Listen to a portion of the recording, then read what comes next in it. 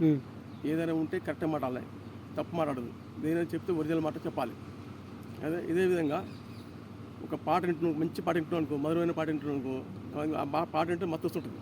ఆ పాట మీదనే మనసు పెడతాం. ఆ పాట మంచిగా ఉంటుంది. ఆ పాట మంచిగా ఉంటే మంచి విన్నప్పుడు వేరే వాళ్ళు డిస్టర్బ్ చేసుకుంటాం, మనకు కోపం వస్తుంది. అవి పక్క పోయి మాట్లాడుకో అంటాం. అక్కడ పోయినాక మనం మంచిగా వింటున్నాం. వింటున్నాక దీని మనసు పెట్టాక ఇది మంచిగా ఉంటున్నాం.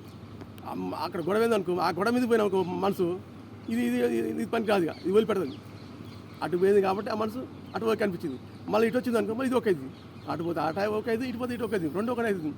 అంటే ఈ లెక్క ప్రకారం ఏమవుతుంది, రెండు ఒకటి అనిపిస్తుంది. అంటే వేరే వాళ్ళు ఏమంటారు ఇక్కడ, ఒకటి దేవుడు ఉంది అంటాడు, ఒకటి దేవుడు లేదు అంటాడు, ఒకటి దేవుడు ఉందంటాడు, ఒకటి దేవుడు లేదంటాడు.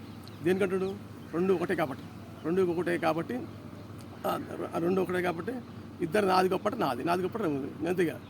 ఇది దేని దారి తీస్తుంది, ఇద్దరికి వేరు వేరు కాబట్టి కదిలికలు కరెక్ట్ లేవు కాబట్టి అది కొట్లాట కావడానికి, పంచాయతీ కావడానికి, జుర్మాన కావడానికి, పోవటానికి